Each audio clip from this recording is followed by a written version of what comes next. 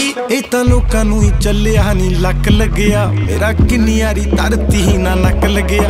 ਜਦੋਂ ਹਿੱਕੀ ਉੱਤੇ VVS shine ਕਰਦੀ ਭਾਈ ਪਤਾ ਲੱਗਦਾ ਕਿ ਭਾਈ ਲੱਖ ਲੱਗਿਆ। ਆ ਦੇ ਹਿੱਪ ਤੇ ਕਲਿੱਪ ਵੀ ਬਾ ਮਾਰੇ ਸੈਨ ਤਾਂ ਮੈਂ ਨੀ ਫੈਸਟ ਵੀ ਕਰੇ ਨਾਲ ਕਰੇ